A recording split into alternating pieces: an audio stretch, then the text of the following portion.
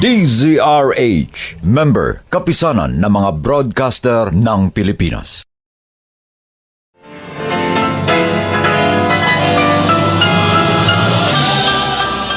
Buong karangalang inihahandog ng DZRH para sa bagong milenyo ang isa pang magandang dula mula sa panulat at direksyon ni Salvador M. Royales. May pangako ang bukas. Ikaw ang sanay sa politika! Salimbusa lang ako! At sa larangang ito, nagbabatuhan kayo ng putik! Lahat ng kapintasan ng kalaban, kakalkalin nyo! At ang pagkakamali ko, sumausaw ako sa laro ng mga... Na sa bawat himaymay ng laman ay muling mabuhay ang dugong nananalaytay sa mga ugat at unti-unting mauusal ang mainspirasyong mga katagang. May pangako ang bukas. May pangako ang bukas. Isa na namang natatanging dulang pangradyo na inyong aabangan at kalulugdan, mag-iiwan ng mga magagandang halimbawa at aral. May pangako ang bukas.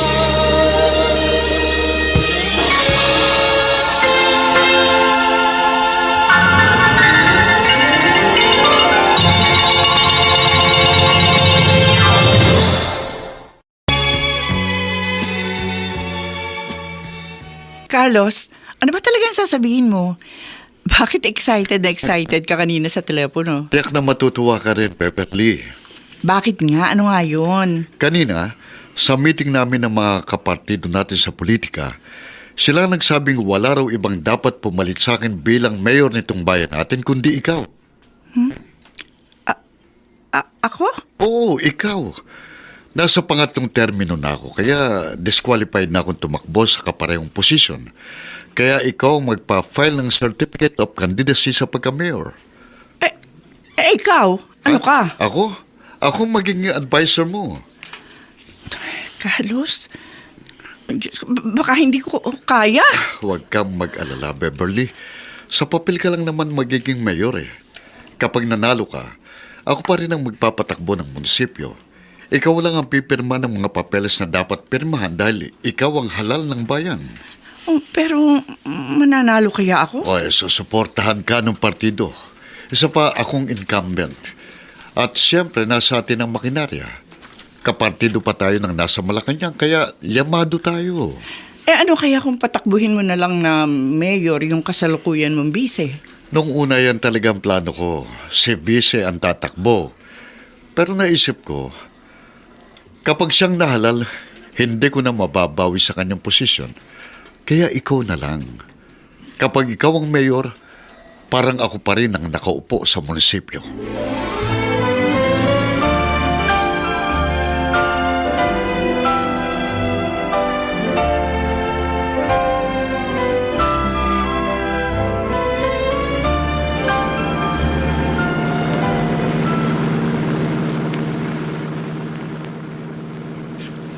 Sa totoo lang, masarap din nga siguro maging mayora. Pero may problema. Marumi ang politika. Jack, sisiraan ako ng makakalabang ko. Baka mahalungkat ang nakaraan ko. Anong gagawin ko?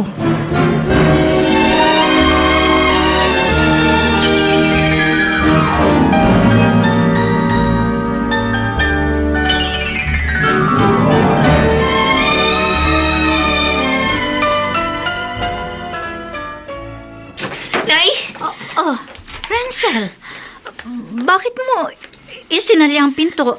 May problema ka ba, anak? Talagang may problema ako, Nay. At gusto ko magsabi kayo sa akin ng totoo. Anong totoo ang sasabihin ko sa'yo? Noon ko pa ito naririnig dyan sa labasan. Hindi ko lang sinasabi sa inyo.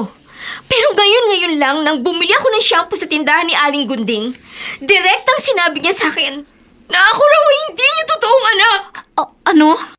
Hindi raw totoong nagkaanak kayo ni Itay Takeo bago siya namatay. May nag-iwan lang daw sa akin sa inyo. Totoo ba yun? Renzel. Kung totoo, sabihin niyo sa akin, sino ang tunay kong ina?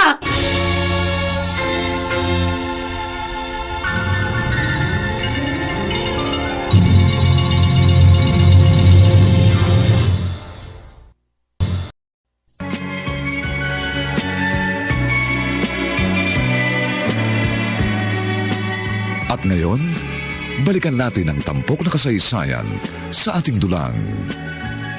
May pangako ang bukas.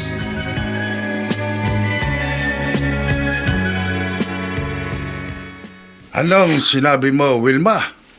Naglayas si Renzel. Opo, Itay. Ma'am, Nagal sa balutan siya matapos kong aminin sa kanya na hindi ko nga siya tunay na anak. bakit mo naman kasi inamin? Kasi alam na rin naman ho ni Renzel. May makakating dila na nagchismis na sa kanya. Sinabi mo ba sa kanya kung sinong tunay niyang ina? Wala po akong nagawa. Kaya inamin ko na. Sinabi mo rin ba sa kanya na nagkaasawa ang kanyang ina ng isang lalaking nagmula sa angkan ng mga politiko? Wala ho akong inilihim kay Renzel. Lahat po sinabi ko sa kanya. Katunayan ho, ibinigay ko na rin sa kanyang kaisa-isang litratong naiwan noon sa akin ni Beverly. Nako, masama ang kutob ko. Ano ho ibig ninyong sabihin? Itong pag-alis na ito ni Renzel, baka mas malaking gulo ang maging resulta nito, Wilma. Hindi ko ho kayo maintindihan. Magugulo ang buhay at pamilya ni Beverly kapag pumunta doon si Renzel at nagpakilalang anak siya nito. Nako, malaking eskandalo ito, Wilma. Malaking eskandalo ito.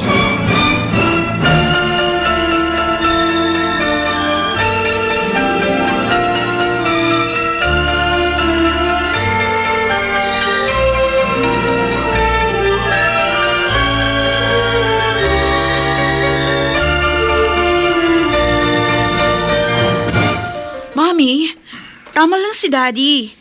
Ngayon na last term na niya bilang mayor, dapat kayo naman yung kumandidato. Kabado kasi ako, Mini. Bakit naman kayo kakabahan?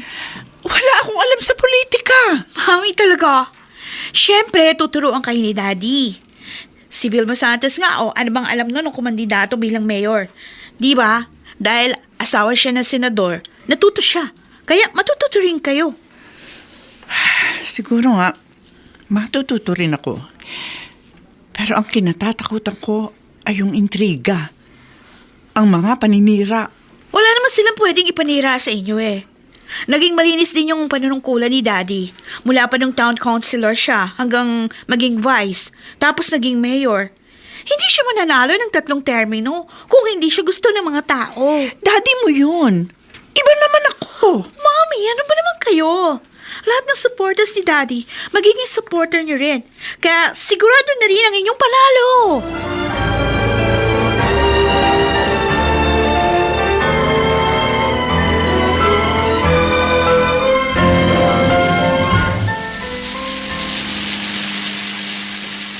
Mamang tricycle driver, sa tabi lang po.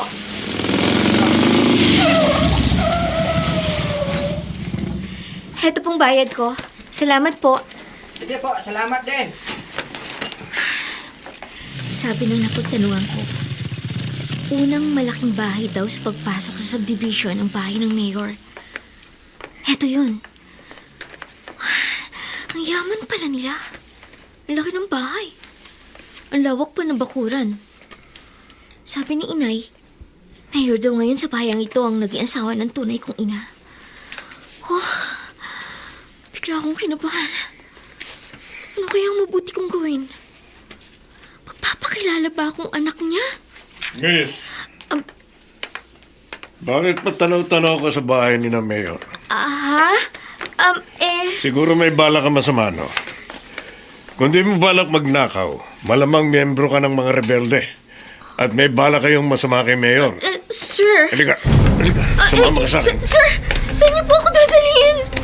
Minsan ang may nagtangka sa buhay ni Mayor. Kaya naging maingat na kami. Paniguro lang. May mga itatanong lang kami sa'yo sa guardhouse.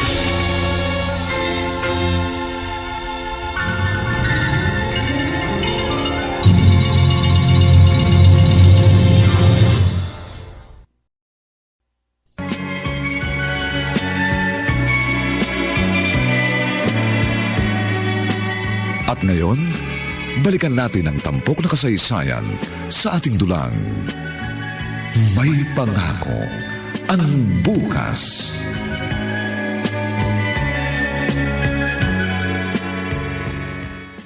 Maniwala po kayo sa akin, sir. Hindi po ako masamang tao. May ID ka ba dyan? Meron po. Patingin. Sandali lang po. Narito sa bag ko. Ito po, sir.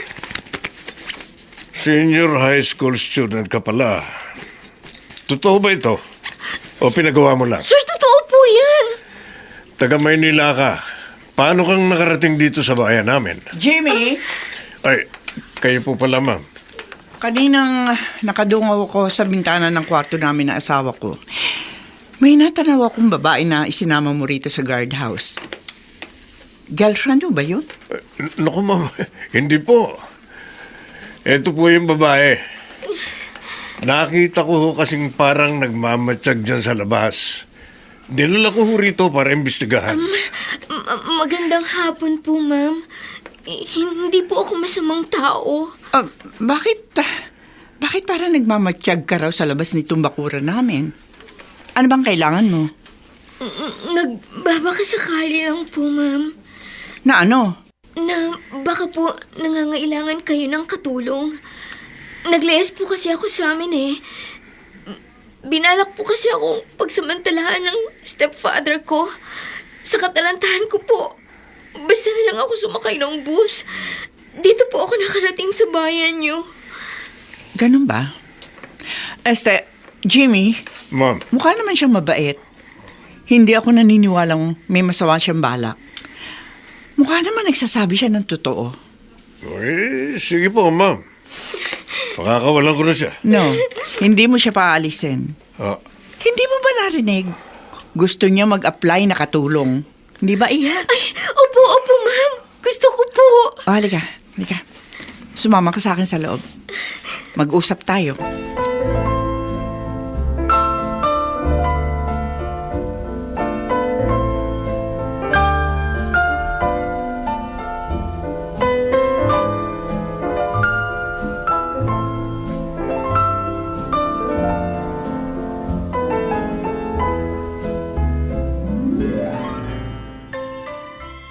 Oh, Beverly, final na. Lahat ng member ng local chapter ng partido, pabor sa mungkahing ikaw ang papalit sa akin. Sasamahan kitang mag-file ng Certificate of Candidacy sa Lunes. Sandali lang, Carlos. Oh, bakit? Bago natin pag-usapan yan, gusto ko munang makilala mo ang bago nating kasambahay. Ha? Rancel, Ma'am, halika muna rito. may iuutos po ba kayo? Wala naman. Pero gusto ko muna makilala mo ang husband ko. Honey, siya naman si Rancel. Ang bagong household help natin. Magandang gabi po, Mayor. Magandang gabi naman. Excuse po. Babalik na po ulit ako sa kusina, ma'am. Sige, oo. Ituloy mo na yung ginagawa mo. Sige po. Saan mo nakuha ang bago nating katulong na yon? Nag-apply. Diyan, sa labas. Nakita ko mukha naman siya mabait. Tinanggap ko na. Hindi na siguro babalik yung dating katulong natin eh. Ay, ang hirap pag walang kasambahay. Beverly, kapag pinalitan mo na ako sa munisipyo bilang mayor, hindi pwede yung ganyan na basta ka nalang kukuha ng tauhan. Kung kukuha ka ng alalay, dapat yung kilala mo talaga. Okay, tatandaan ko yan. Pero Han, dito kay Rancel, pagbigyan mo na ako. Magaan kasi ang loob ko sa kanya eh. Nakakaawa naman kung paalisin ko pa. Sige. Pero obserbahan muna natin ang kilos niya. Pati ng kanyang ugali. Beverly, politika ang buhay natin. Mahirap nang basta magtiwala.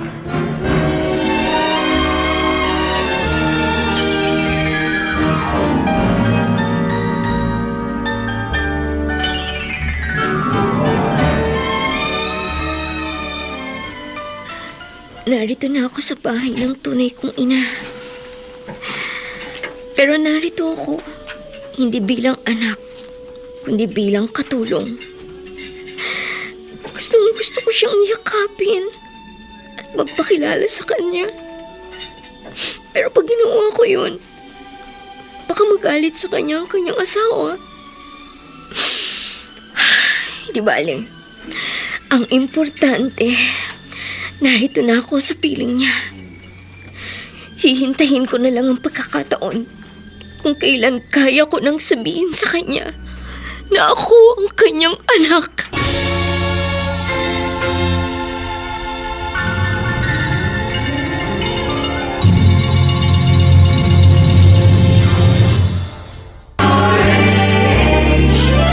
DZRH, member, kapisanan ng mga broadcaster ng Pilipinas.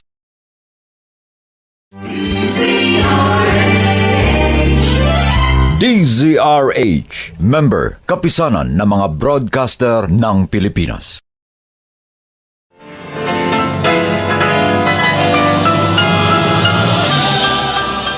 Buong karangalang inihahandog ng DZRH para sa bagong milenyo ang isa pang magandang dula mula sa panulat at direksyon ni Salvador M. Royales. May pangako ang bukas. Ikaw ang sanay sa politika! Salimbusa lang ako! At sa larangang ito, nagbabatuhan kayo ng putik! Lahat ng kapintasan ng kalaban, kakalkalin nyo! At ang pagkakamali ko, sumausaw ako sa laro ng mga... Narito na ang mga pulis na alalay kay Mayor. Habang naghihintay sila, bigyan mo sila ng kape at sandwich. Opo. Ay, isa nga pala. Gusto ko humingi ng paumanhin sa iyo sa pagtrato ko sa iyo nang una kitang makita, ha? Parte lang yun ang trabaho ko bilang driver bodyguard ni Mayor. Okay lang po yun. Naiintindihan ko po. Sige po. Isusunod ko na lang po sa labas ang kape at sandwich ng mga pulis. Ako na pong bahala. Sige. Hintayin na lang namin. Tuwing umaga, sinusundo ng mga pulis escort si Mayor. At sa gabi, inihahati din dito. Bakit kaya sobrang kanyang pag-iingat? May nagbabanta kaya sa buhay niya?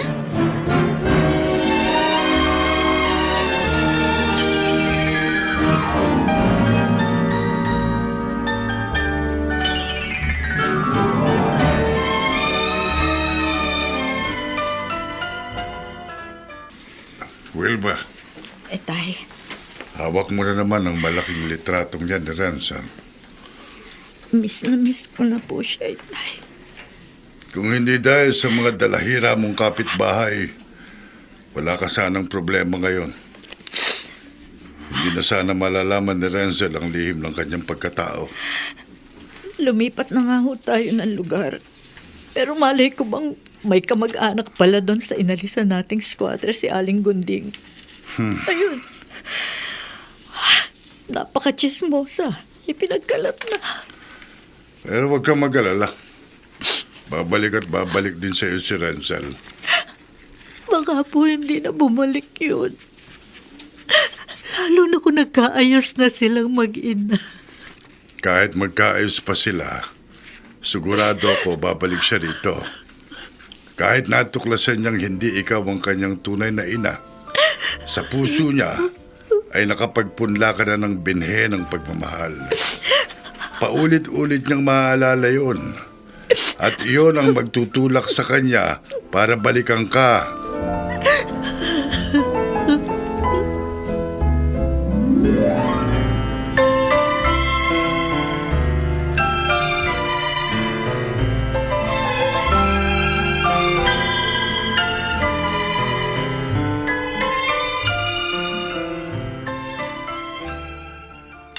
Ate Minnie, heto na yung malamig na tubig na hinihingi mo. Ha! Excuse me, Renzel. Nangingilabot ako pag tinatawag mo akong ate. Mas matanda ka sa akin, di ba? Sige. Ma'am na lang ang itatawag ko sa'yo. Mabuti pa. Siya nga pala. Mula pa nang dumating ka dito sa amin, mayroon ako napapansin sa'yo. Bakit ba titig ka ng titig kay Mami? Tsaka, ilang beses ko na nakita na nahuhuli kita nakatitig ka sa akin. Bakit? Ha? Wala naman. Hindi pwedeng wala naman. Pag titig na titig ka sa isang tao, natural merong dahilan. Gwen, nagagandahan lang ako sa mami mo at saka sa'yo. Pwede ba? Malis ka na nga dyan sa harap ko. Nawawalan ako ng ganang kumain. Alis! Sige, itutuloy ko ng paglalaba. Kakaibang ugali ng Mini na ito. Hindi ko naman siya inaano. Ang sungit sa akin. Huwag niyo lang akong punuin. Kahit anak pa siya ng mayor, lalabanan ko siya.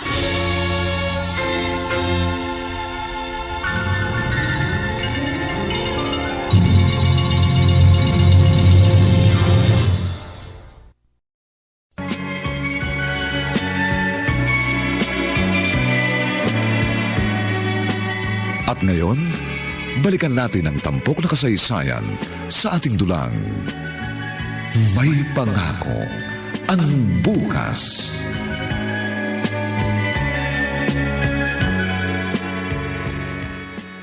At ngayon naman po mga kababayan, ang susunod na alkalde ng ating bayan, palakpakan po natin ang buting may bahay ng ating mayor, sige ng Beverly Escalante. Magandang gabi po sa inyong lahat. Alam niyo po, ito ang unang pagsaba ko sa politika. Pero hindi na po ako baguhan sa larangang ito sapagkat alam naman po ninyo, naging katuwang ho ako ng aking asawa para mabigyan kayo ng isang maayos na serbisyo.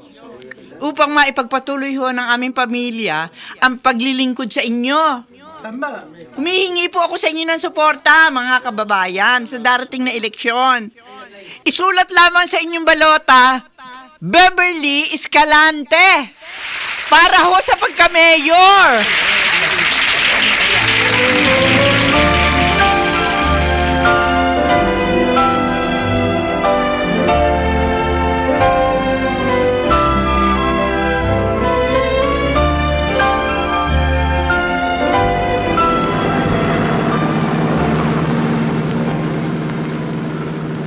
Beverly, sabi mo kinakabahan ka na magtalumpati. Ay, kabado talaga ako kanina, Carlos. Hindi po halata, Ma'am Beverly.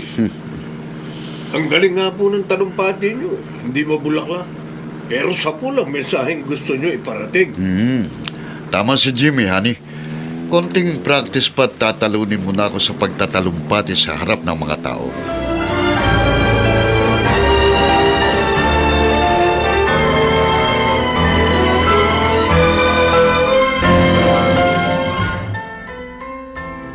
Ransel!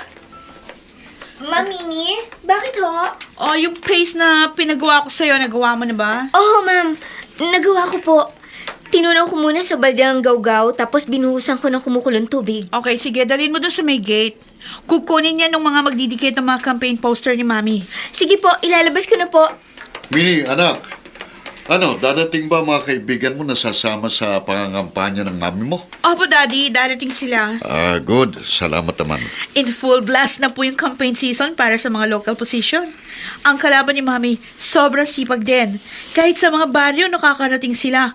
Kaya hindi dapat tayo magpatalo. Oo. Malakas ang kutob kung mananalo ang mami mo. Sana nga po, Daddy. Ayoko pong mawala sa pamilya natin yung posisyon ng pagiging mayor. At pagpagod na kayo ni Mami sa panunungkulan, gusto ko ako naman yung susunod. Sa lahat ng sinabi mo, Mini, yan ang pinakanagustuhan ko. Dahil yan talagang plano ko para sa'yo. Ang sundan mo ang yapa ko sa politika.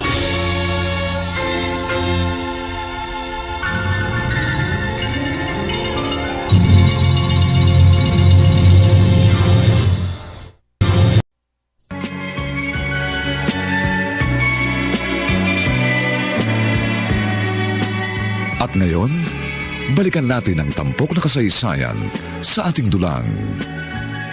May pangako ang bukas.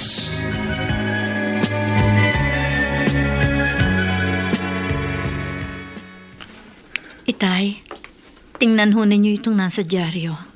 Itong balitang pamprobinsya nila. Bakit, Wilma? Ano bang nakasulat dyan? Kasalukuyan ho palang kumakandidato si Beverly bilang mayor. Kasi sabi ho rito, nasa 2 termino na ang kanyang asawa. Hindi na raw ho pwedeng tumakbo. Oh, ano nakapagtataka dyan? Wala namang bago. Yan ang uso. Sino hong mag-aakala, di ba? Noon, akala natin hindi na makakabangon si Beverly. Pero ayan, magiging mayor pa ng isang bayan. Pero ang tanong na hindi ko maalis-alis sa isip ko, sa tagumpay na kanyang natamo, naalala pa kaya niyang sanggol na noon ay kanyang iniwan? Iba naman po ang naiisip ko, Itay. Ano? Sa mga sandaling ito, naroon ho kayang anak-anakan ko sa poder ng tunay niyang ina.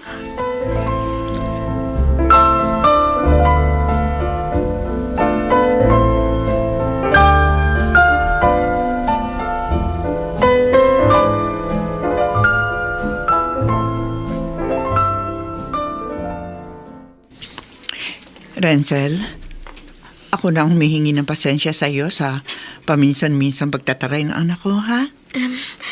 Wala po sa akin yun, ma'am. Kasi puro kami tensyonado dito sa bahay eh.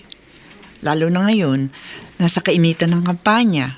Nagtutulong-tulong kami para masiguro namin ang panalo ko. Ipinagdarasal ko po na manalo kayo. Salamat. Hayaan mo, kapag mayor na ako, tapos may nakuha kaming dagdag na kasambahay, pagbibigyan ko yung minsan ay sinabi mo sa akin.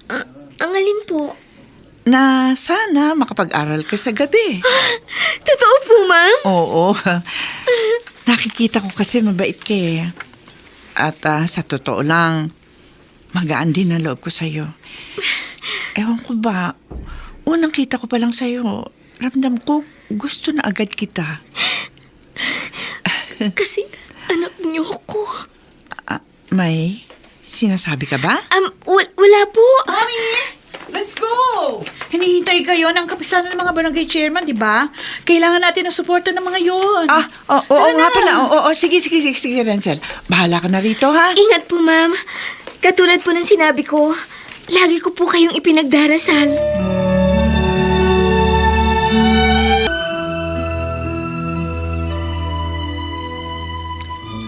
Sa harap niyong lahat ng mga punong barangay ng ating bayan, asahan niyo na kapag ako ang nahalal na mayor, makakaasa kayong lahat ang aking suporta sa inyong mga proyekto sa inyong mga barangay. Kaya magsama-sama ho tayo. Tulungan niyo akong abutin ang tagumpay upang lahat ho tayo sama-samang umunlad. Maraming salamat ho sa inyong lahat, mga kababayan.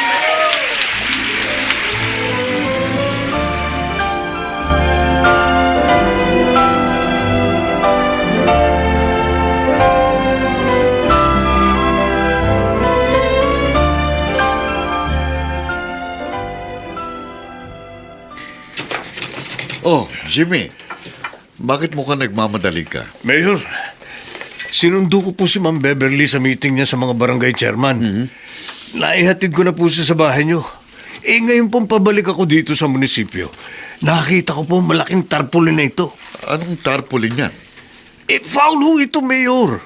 Isang maruming taktika ito. Ano nga ang ibig mong sabihin? Ayan po, laladlad ko itong tarpaulin. Nakakabit po ito sa may tulay malapit sa palengke. Ha? Oh, ayan po, Mayor. Oh. Ayan. May litrato ni Ma'am Beverly at may nakasulat sa ibaba. Basahin nyo.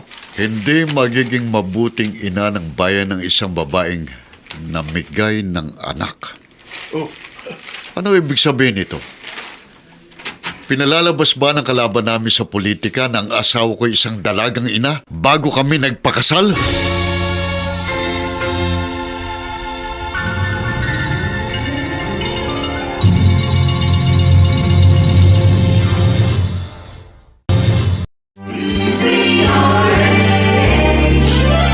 DZRH, member, kapisanan ng mga broadcaster ng Pilipinas.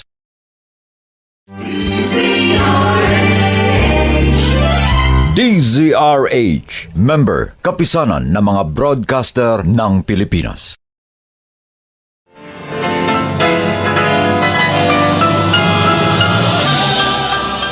Buong karangalang inihahandog ng DZRH para sa bagong milenyo ang isa pang magandang dula mula sa panulat at direksyon ni Salvador M. Royales. May pangako ang bukas. Ikaw ang sanay sa politika! Salimpusa lang ako! At sa larangang ito, nagbabatuhan kayo ng putik! Lahat ng kapintasan ng kalaban, kakalkalin nyo!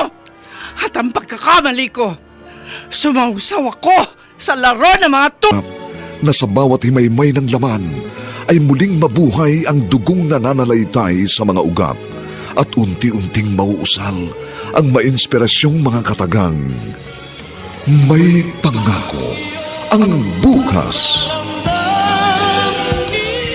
May pangako ang bukas. Isa na namang natatanging dulang pangradyo na inyong aabangan at kalulugdan, mag-iiwan ng mga magagandang halimbawa at aral. May pangako ang bukas.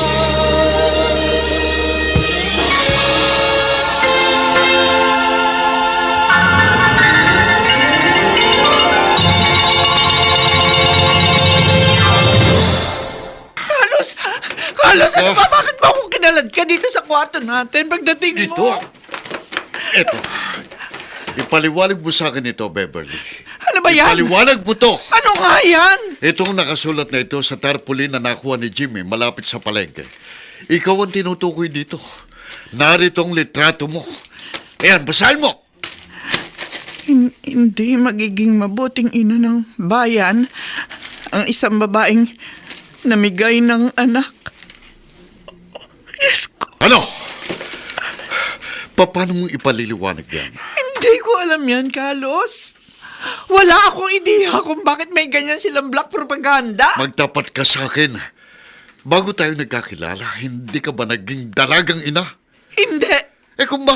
Kung ganun, bakit nagpalabas ng ganitong paninira ang mga kalaban natin sa politika? Saan nila nakuha ang kasinungalingan ito? Ewan ko! Hindi pwedeng ewan mo! Hindi lalabas ang ganitong intriga kung wala silang naamoy sa mabangong nakaraan ng isang tao! Ikaw ang sanay sa politika! Salimpusa lang ako rito! Sa larangang ito, nagbabatuhan kayo ng putik! Lahat ng kapintasan ng kalaban, kakalkalin nyo! At ang pagkakamali ko, sumausaw ako sa laro ng mga tuso!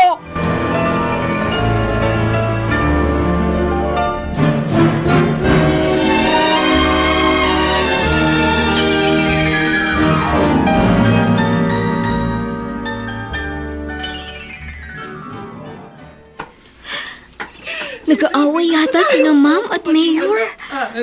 Mukhang may kinagagalit si Mayor. Paiimbestigahan ko tungkol dito, Beverly. Paiimbestigahan ko ito. Kanina nakita ko halos kalat ka rin ni Mayor si Ma'am. Medyo matagal na ako rito. Pero ngayon ko lang sila nakita nag-away ng ganito.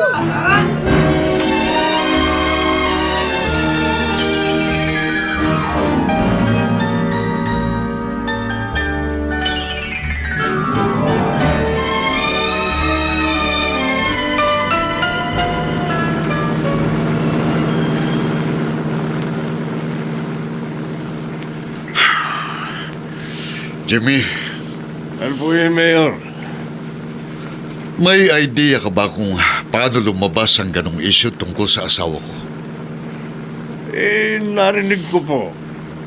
Ang kalaban ni Ma'am Beverly sa pagka-mayor, may pinsan daw po itong doktor na babae sa Maynila.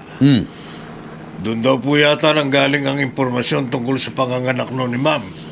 Kung ganon, totoo palang ipinapakalat nilang paninira laban sa asawa ko. Huwag din po nating husgahan agad ang inyong asawa, Mayor.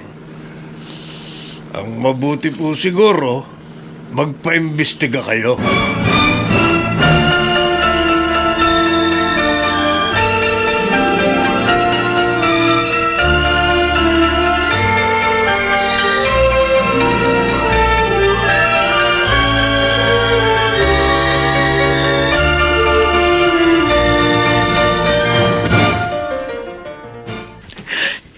Hindi ako dapat pumayag na tumakbo sa pagka-mayor. Kung hindi ako kumandidato, hindi na mauungkat ang nakaraan ko. Ano gagawin ko ngayon? Ano? Ma'am Beverly? Ma'am? Bukas yan! Pumasok ka! Ma'am? Kahapon pa po kayo hindi kumakain. Baka po magkasakit kayo. Dinalan ko po kayo ng sandwich at mainit na gatas. Hindi ako nagugutom. Ilabas mo ulit yan. Ma'am, kahit isang kagat lang po sa sandwich. Baka po kasi magkasakit kayo. Sa lahat ng ayoko yung makulit! Salamat! Pero bingi ka ba? Hindi ako nagugutom. Kaya ilabas mo yung food tray na yan. Opo, ma'am. Ilabas mo! Opo, ma'am.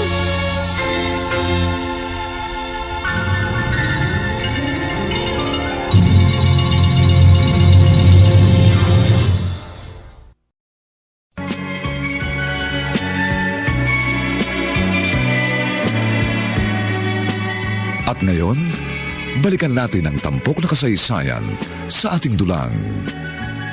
May pangako ang bukas.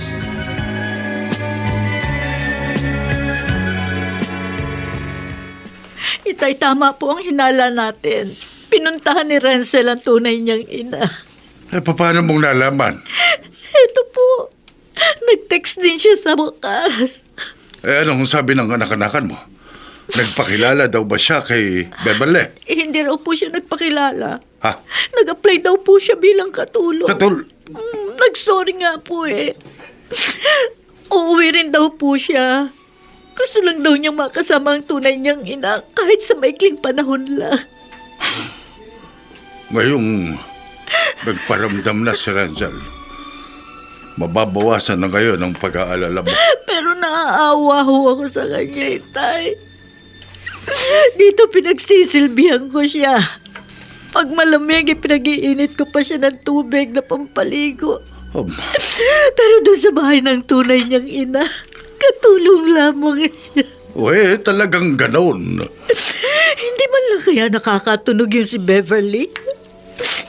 Hindi man lang kaya siya kinukutuban na ang inaalila nila sa kanilang bahay ay ang sanggol na noon ay iniwan niya sa akin.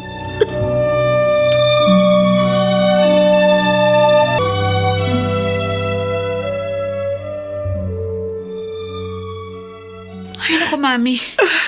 Marami talagang politika dito sa Pilipinas. Kung ano-anong paninira ang ibabato sa inyo. Pero, Mami, hindi dapat kayo magpa-apekto. Nagsisisi ako kung bakit pumayag ako sa gusto ng daddy mo na kumandidato. Sabi nga po ni Daddy, para din yun sa pamilya natin. Kahit isang term lang daw, tapos siya na uli yung tatakbo. Wag lang daw pong maalis sa pamilya natin ang pamumuno dito sa ating bayan. Pero nakita mo naman ang nangyari, di ba? Kung hindi totoo, bakit kayo mag-worry? Basta po, tuloy lang tayo sa pangangampanya.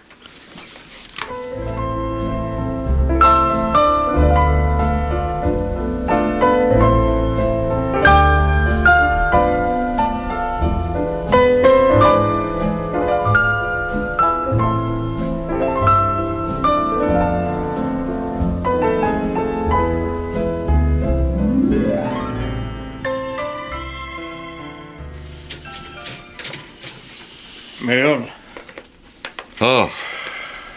Kumusta nang ipinalakad ko sa'yo sa Maynila, Jimmy? Napuntahan mo bang ospital na sinasabi kung saan daw nanganak ang Ma'am Beverly mo? opo, Mayor. Nakita ko po. Ano na? Nakakuha ka ba ng impormasyon? Kumpirmado po, Mayor. Ah. Year 2000 po, sangayon sa kanilang record, may isang babaeng nagngangalang Beverly ang nanganak sa kanilang ospital. Lintik. Totoo nga. Yung pong address ng nanganak, pinuntahan ko rin po, sir. Oh, ano? Nagtanong-tanong ako. At may mga nakausap po akong nagkumpirma na may isang araw Beverly na tumira sa kanilang lugar. Na nanganak nga raw. At ang bata, nasaan? Sabi po nila, iniwan daw ng babae yung sanggol. Pero yung pong pinag-iwanan, umalis din daw agad sa lugar. Sige na. Sige na, Jimmy. Yun lang ang gusto kong itanong kaya kita ipinatawag. Sige na. Sige po, sir. Niloko pala niya ako sa simula pa lang. Makikita niya. Makikita niya!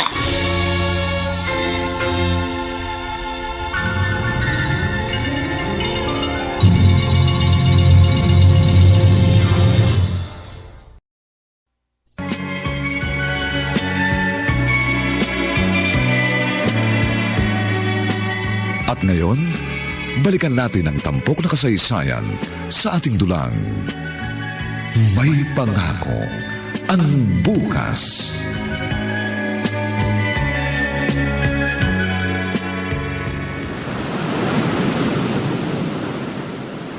Beverly, mag-usap tayo ng masinsinan.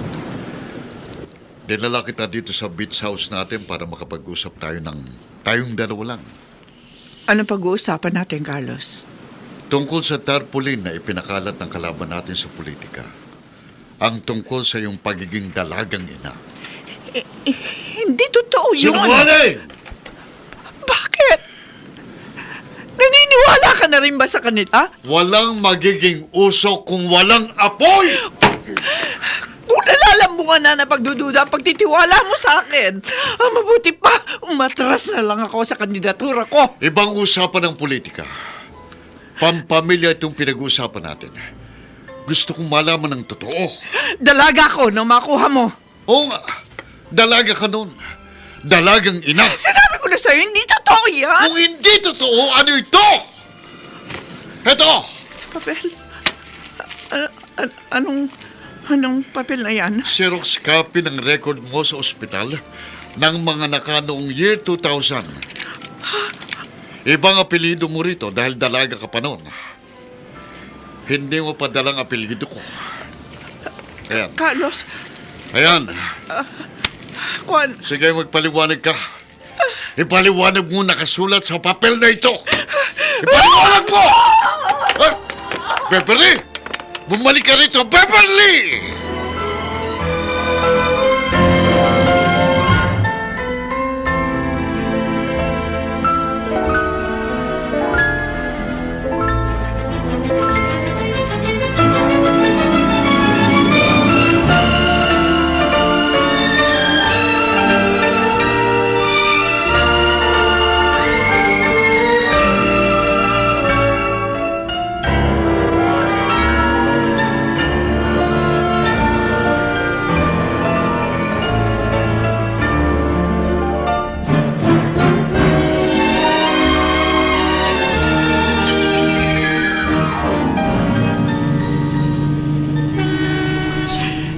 bistado na ni Carlos sa lahat-lahat tungkol sa akin.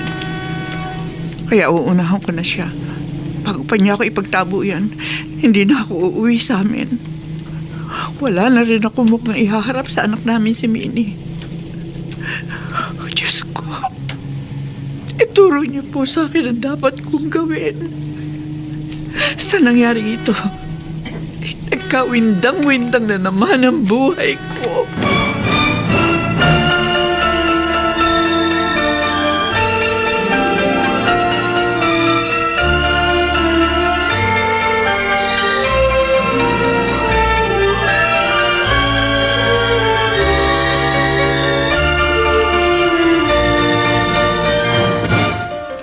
Minnie,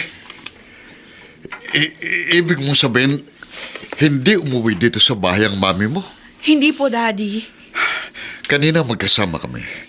May emergency lang akong inasikaso sa munisipyo, kaya hindi kagad ako nakauwi dito sa atin. Hinihintay ko nga rin po siya. Saan siya nagsuot? Hindi ko po alam. Hinihintay ko nga rin po. Meron siyang speaking engagement sa harap ng Rotary Club. Oh, Malaki ang maitutulong ng mga yon sa kanyang candidacy. Mga kilalang tao dito sa bayan natin na mga member ng Rotary Club. tawagan mo siya sa cellphone niya. Kanina ko pa nga siya kinukontak. Out of reach. Busy yung line. Siguro naka-off. Hindi pwedeng basta na lang siya mawawala. Magtataka ang mga botante. Malapit ang eleksyon. You know, Daddy, these last few days, napansin ko si Mommy restless. Apektado kasi siya ng paninira ng kalaban. Kapag hindi siya nagpakita sa mga campaign rally, lalong iisipin ng mga tao na guilty siya. Kaya dapat narito siya. Hindi tama na basta na lang siya mawawala. Sa panahong ito, hindi tayo dapat iwan ng mami mo sa gitna ng laban nating ito sa politika.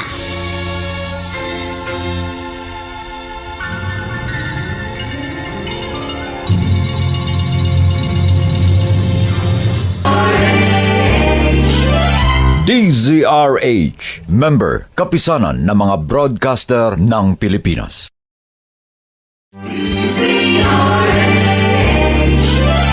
DZRH, member, kapisanan ng mga broadcaster ng Pilipinas.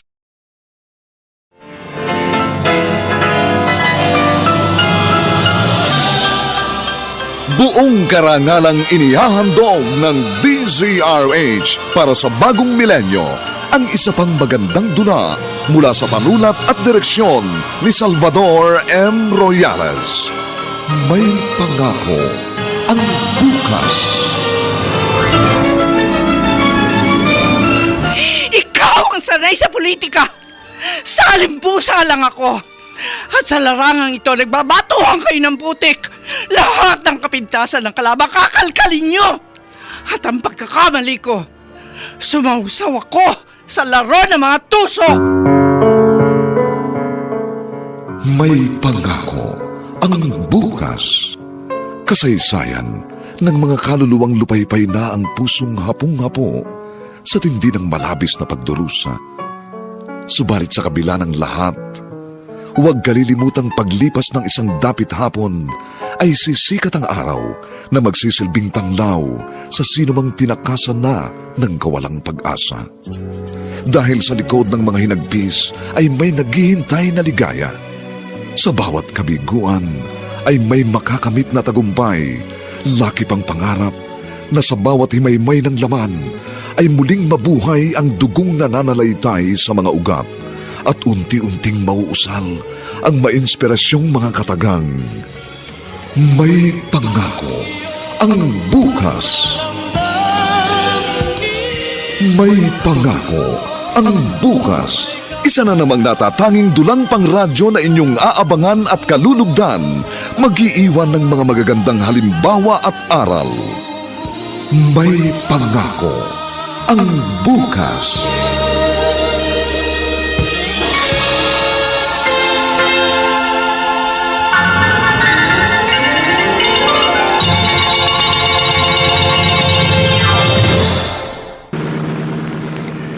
Mayor, makaka-apekto ho na malaki sa kandidatura ni Ma'am Beverly ang hindi niya pagdalo sa mga campaign rally ng partido niyo. Yan nga ang pinoproblema ko, Jimmy. Sinabi niyo na po ba sa mga kaibigan niyo na nawawala si Ma'am? Walang dapat makaalam. Pinalalabas lang namin may sakit ang misis ko.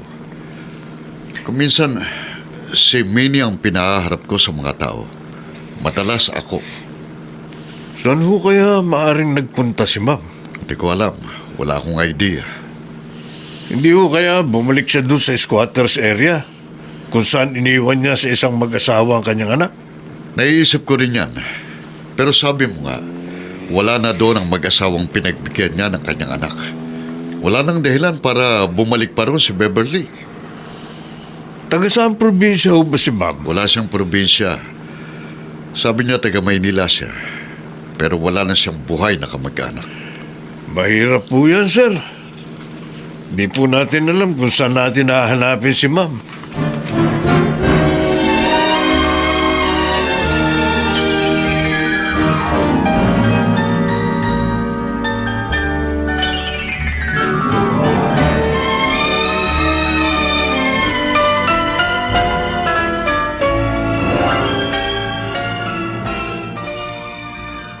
Oo nga. Noon may tumira rito. Mag-asawa niya. Nangangalang Wilma at Acquiao. Pero wala na sila rito, ma'am. Saan po kaya sila lumipat? Abay, hindi ko alam.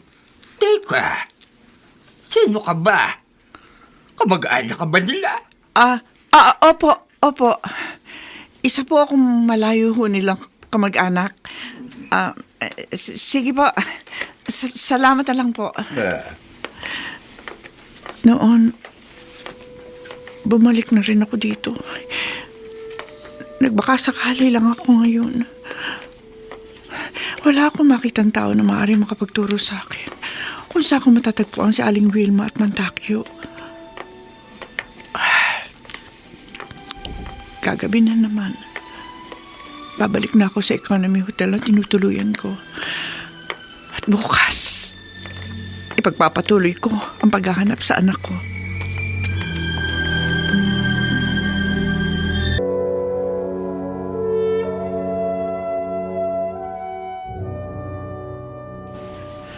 Renzel!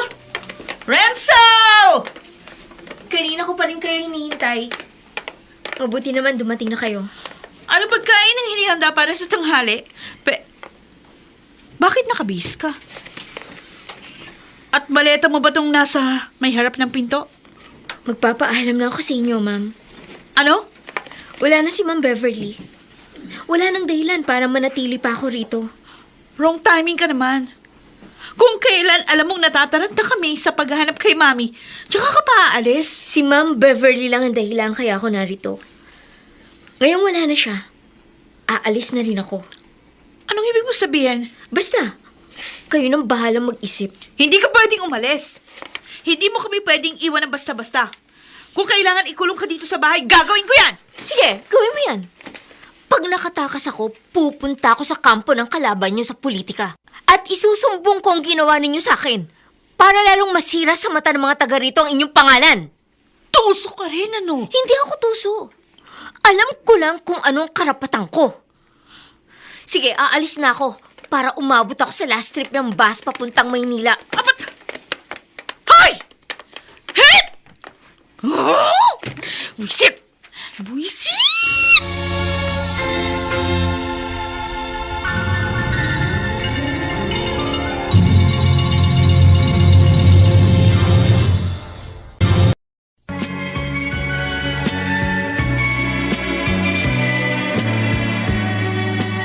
At ngayon, balikan natin ang tampok na kasaysayan sa ating dulang.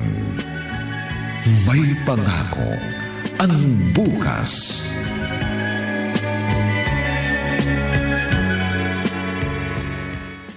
Itay, akin na ho maruruming damit ninyo. Isasabay ko na sa pag-washing Ay, machine ko. konti naman yung Wilma. Ako na lang ang maglalaban ng sarili ko. Sayang ho ang bula nitong Pride powder. Kunin nyo na. Isasabay ko na ho. Sige, bahala ka. Sandali lang ha. Ay, ako. Mga sando lang naman ito't mga puruntong ko eh. Pag ganito hong naglalaba ako, alam nyo, naaalala ko ho si Renzel. Dito ako naglalaba ng kanyang mga damit. Ngayon, tsak sandamakbak ang nilalaban niyang damit ng kanyang mga amo. Pinalulungkot mo na naman ang sarili mo. Namimiss ko lang ho si Renzel, itay. Sino bang hindi? Pero intindihin din natin ang kanyang damdamin. Sabik siya sa kanyang tunay na ina. Kaya, hayaan natin siya kung saan siya masaya.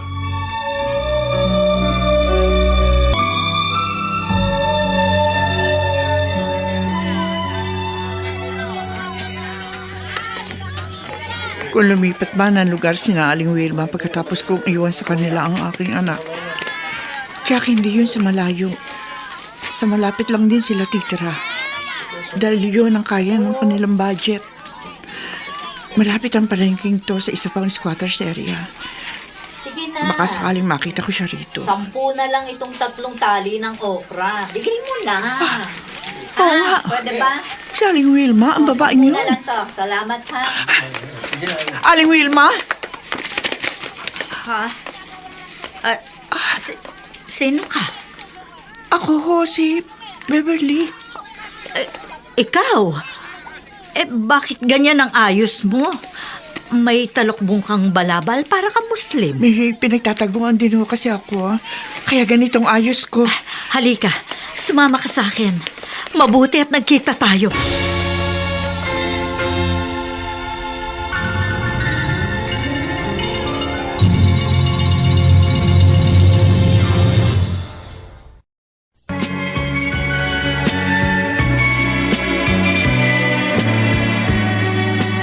At ngayon, balikan natin ang tampok na kasaysayan sa ating dulang.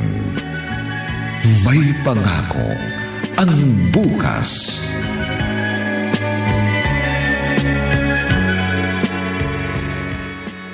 Matagal ko ho kayong hinanap, Aling Wilma. Ang totoo ho, maraming beses ako nagpabalik-balik na sa squatters area na dati niyong tinitirhan. Pero wala na ho kayo roon. Pasensya ka na, Beverly. Pagkatapos mong iwan sa amin ang anak mo, naisip namin ng asawa ko na lumipat ng tirahan. Pero bakit ho? Kasi napamahal na sa amin ang bata. At naisip namin baka magbago ang isip mo. Baka bawiin mo siya sa amin. Nagbago ho talaga ang isip ko noon. Nang makatapos ako't makakita ng trabaho, gusto ko siyang bawiin sa inyo. Sabi ko, babayaran ko na lang yung pagod at nagastos niyo sa anak ko. Pero hindi ko na kayo nakita. Tumahan ka na. Pasensya ka na sa amin, ha?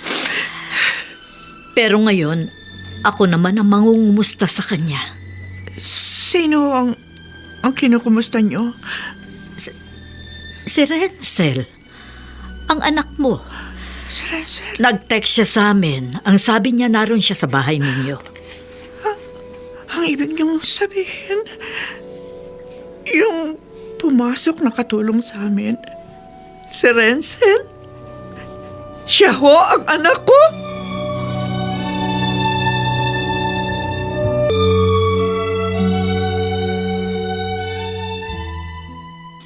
Minnie, sinagot-sagot ka ng katulong nating si Ransel? Yes, Daddy. Bah, Pagdating ko pa nga dito kanina, nakaimpake na yung damit niya. Nahihiwagahan nga ako sa mga salita ng babaeng yun eh. Ngayon daw wala na si Mami dito. Wala na raw dahilan para manatili pa siya dito sa bahay natin. hindi dapat sumagot-sagot sa among katulong. Dapat sinampal mo. Munti ko na nga sana sampalin. Pero pag sinaktan ko raw siya, sabi niya sa akin, pupunta siya sa kampo ng kalaban natin sa politika para lalong sirain yung pangalan natin. Eh, natigilan ako, Dad. Tuso rin yung gaga. Hindi ko na alam ang gagawin ko. Panay-panay ang pagtatakip ko sa mami mo. Pero naubusan ako ng alibay. Saan natin siya hagilapin? Saan siya nagpunta?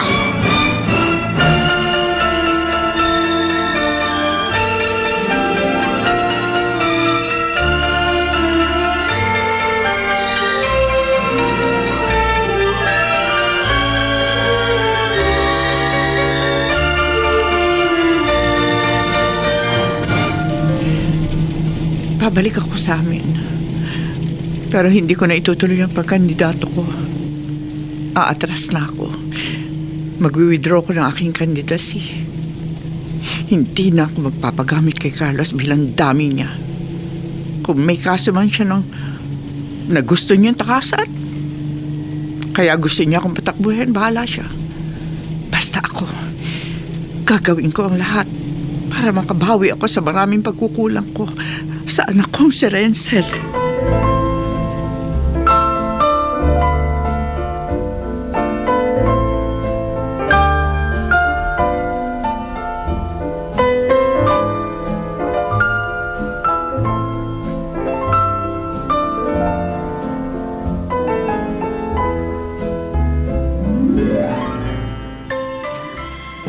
Ramdam ko ho kay Beverly, Itay. Gustong-gusto niyang punuan ang maraming pagkukulang niya sa kanyang anak. Yun din ang nakita ko sa kanya habang narito siya kahapon. Sobra niyang pinagsisisihan ang nagawa niya sa bata. Hindi pa naman huhuli ang lahat eh. Mahaba pang panahong ipagsasama nilang mag-ina. May tao. Met, sandali lang po, ako na lang ho. Sige. Sandali lang. Inay! Ransel!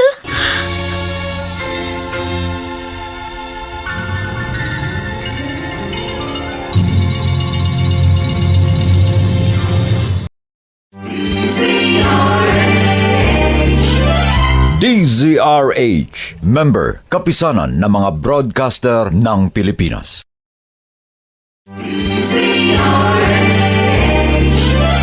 DZRH, member, kapisanan ng mga broadcaster ng Pilipinas.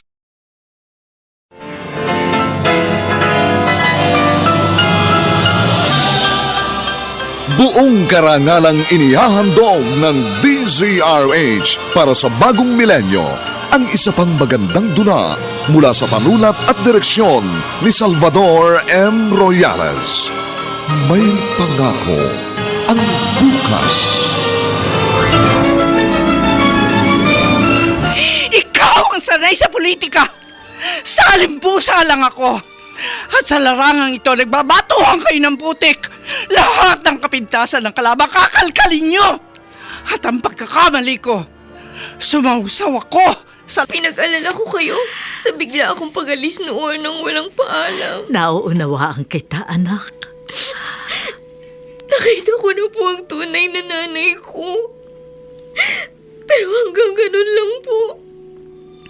Nakita kami, pero hindi niya alam na anak niya ako. Renzel. Hindi ko po magawa makapagpakilala sa kanya. Dahil makasisira lang po sa pamilya niya. Ang totoo po, kandidato siya sa pagka-mayor ngayon sa bayan nila. Alam namin yon. Nababasa namin sa dyaryo. Pero may kumalat pong chismis. Sinisiraan si Ma'am Beverly. May anak daw sa pagkadalaga at pinamigay niya. Narinig ko nag-aaway sila ng kanyang asawa. Kaya lalo po nang hina ang loob ko na magpakilala sa kanya. Ang di po niya alam.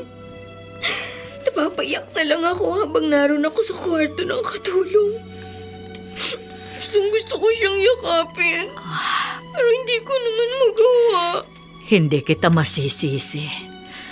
Kahit binusog kita sa pagmamahal, alam kong hindi sapat yon. Hahanapin mo pa rin ang yakap ng tunay mong ina. Nang kumalat pong paninira sa kanya, nag-away yata sila ng grabe ng mayor na asawa niya. Ayun, naglaya si Ma'am Beverly. Alam din namin ni Itay ang tungkol dyan. Alam niyo po? Oo, dahil kahapon lang narito si Beverly at hinahanap ka. Ako? Hinahanap niya? Nagulat siya nang sabihin ko sa kanyang matagal ka na niyang kasama. Hindi siya makapaniwala nang sabihin namin sa kanya ni Itay na ikaw ang Renzel na namasukang katulong sa kanila. Alam na niya? Oo, kaya nagmamadali siyang umalis. Uuwi raw siya at hihingi siya ng tawad sa iyo. Kaya nga lamang nagkasalisi kayo. Pero huwag kang mag-alala. Jack, nababalik siya rito.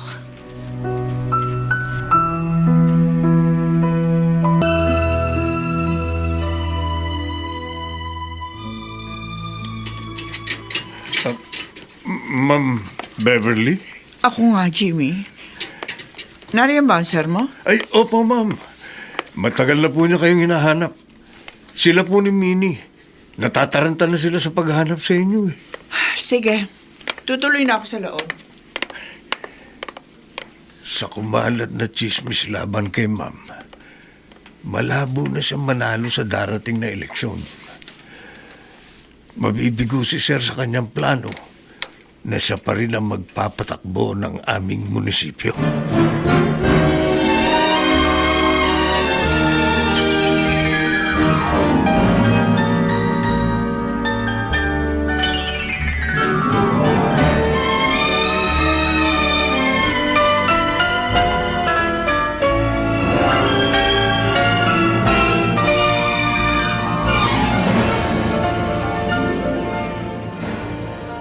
Saan ka nagsuot? Sa loob ng mahigit isang linggong nawala ka, Malaking nawala sa mga supporters natin. Wala na akong pakialam sa politika, Carlos. Hindi pwedeng wala kang pakialam. Malaki nang nagastos natin sa kampanya. Ikaw na rin ang nagsabi sa akin noon, di ba? Na walang problema sa pondo dahil ikaw ang nakaupong mayor? May mga kailangan pa rin tayong ibalik sa pondong magagastos natin. Baka makasuhan tayo ng COA. Alam ko na. Na kaya gusto mo kung ako ang pumalit sa pwesto mo.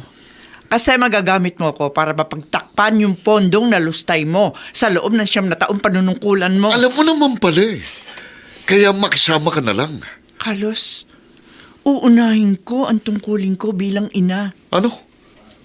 Anong ibig mo sabihin? Marami akong pagkukulang sa panganay ko. At yun ang pupunan ko.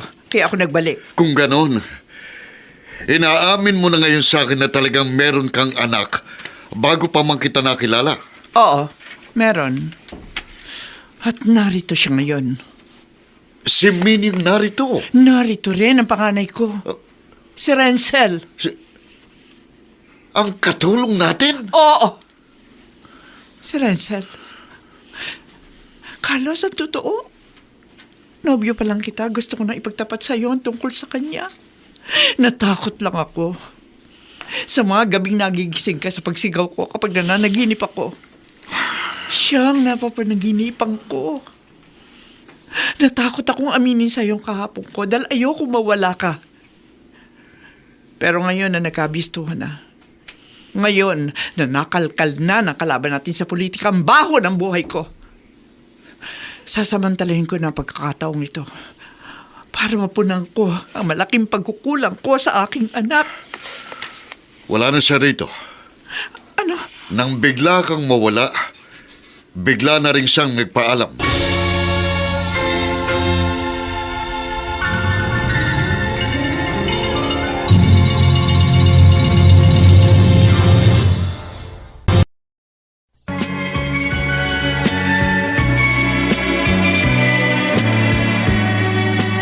At ngayon, balikan natin ang tampok na kasaysayan sa ating dulang. May pangako ang bukas.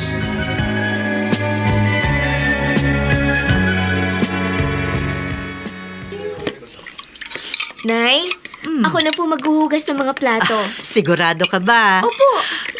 Meron pa ba tayong smart dishwashing gel? Meron pa dyan. Ay, oo nga po. Meron pa.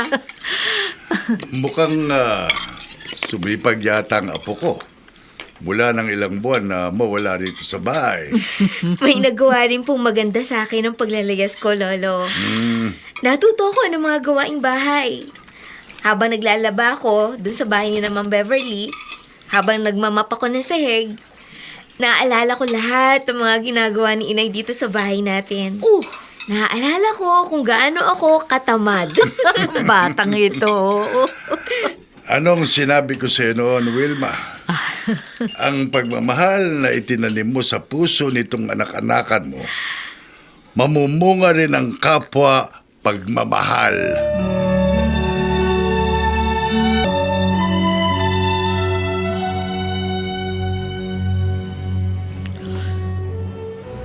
Nakakasamaan naman ng loob, Mami. Willing kang iwan kami ni Daddy para lang sa Renzel na yun. Hindi ko gustong iwan kami ni. Kung gaano kong kamahal si Renzel, yun din ang pagmamahal ko sa iyo. Baka nga masigit pa. Dahil ikaw ang nakasama ko ng matagal. Pero bakit sabi ni Daddy, aalis na uli kayo? Susundan niyo sa Manila si Renzel. Marami akong pagkukulang sa kanya, anak. O di pag umalis kayo sa akin naman kayo magkukulang. At least hindi ka mapapahamak dito. Hindi ka magugutom. Tuloy pa rin ang pag-aaral mo. Paano yung pagkandidato niyo? Anak, useless na rin eh.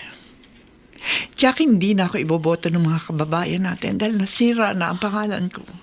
Pero at least, sana ituloy niyo yung laban. Mangampanya pa rin tayo. Anong mali natin? Magsasayang lang tayo ng panahon at pera. Mami, hindi ba kayo nakakawa kay Daddy? Wala na ba kayong pagmamahal sa kanya? Mahal ko ang daddy mo. Pero hayaan niyo laanan ko rin ang panahon. Ang anak na ipinamigay ko. At kaya nyo kaming isakripisyo para lang sa Renzel na yun? Baliktarin natin ang tanong, Minnie.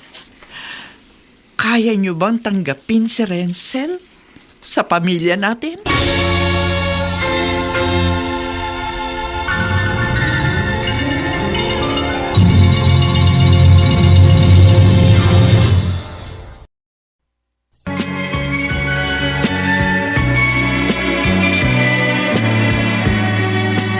At ngayon, balikan natin ang tampok na kasaysayan sa ating dulang. May pangako ang bukas.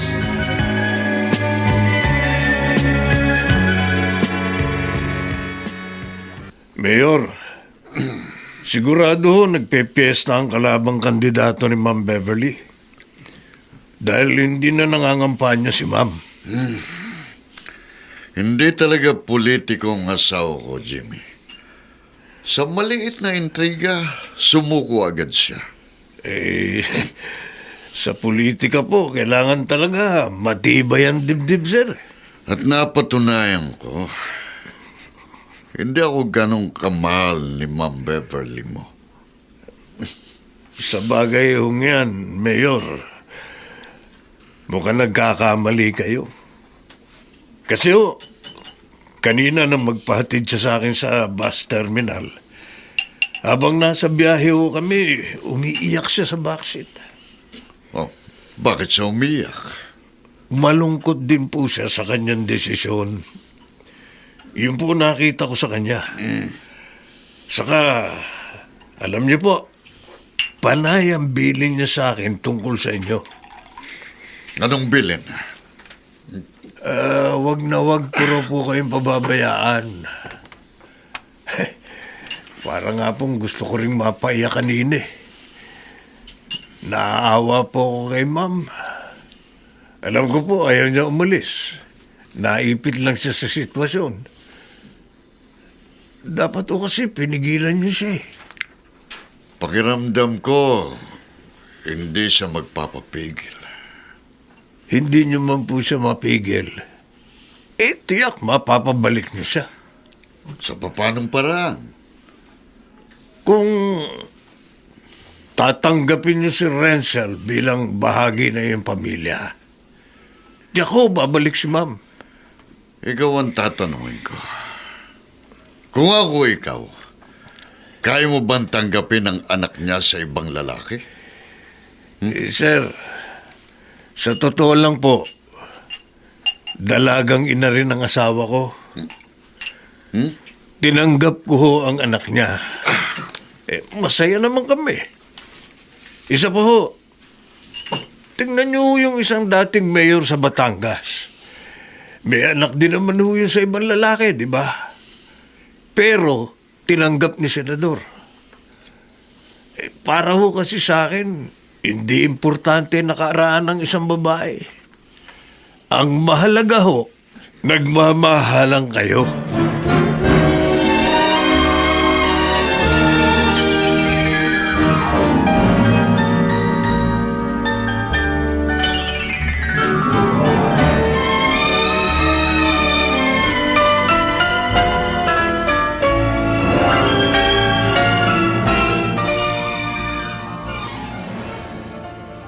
Sige, Beverly.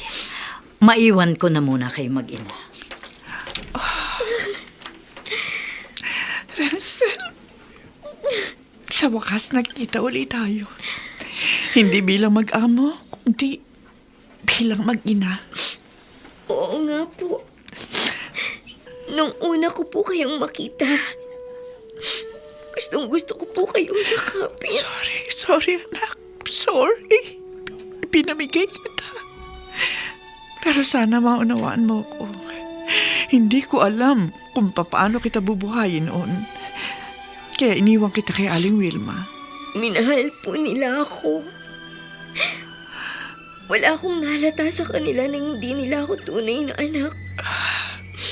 Hanggang may magchismis lang sa akin. Kaya hinanap ko kayo. Kayo po ni Mayor. Saan po kayo nagkakilala? Nagtrabaho kasi sa travel agency. Naging customer namin siya. At naligawan niya ako. Gusto ko agad aminin sa kanya, totoo. Halang natakot ako. Anak, sorry. Sorry. Pero nasira pong pamilya ninyo dahil sa akin. Pati ang inyong political career. Wala na akong pakialam sa politika. Sa akin, laging unang pamilya. At buo pa rin kami. Madadagdag ka pa. Ano pong ibig niyong sabihin? Eto, nag-text ang mister ko. Ang sabi niya, susunduin niya tayo bukas. Handa raw siyang tanggapin ka bilang tunay din niyang anak. Pati si Minnie, ang sabi niya sa akin, magsosorry daw siya sa'yo kasi napagsungitan ka niya. Ate ka pala niya. Totoo po ba ang sinasabi niyo? Hindi kayo nagbibiro? Totoo, anak. Totoo. Matagal akong sinumbatan ng konsensya ko dahil ipinamigay kita. At ngayon makita na kita. Anak, babawi ako. Pero madalas pa rin nating dadalawin ang Inay Wilma mo at ang Lolo Tony mo. O kaya, madalas natin silang pagbabakasyonin sa probinsya. At doon, sama-sama tayong tatanaw sa magandang pangako ng bukas.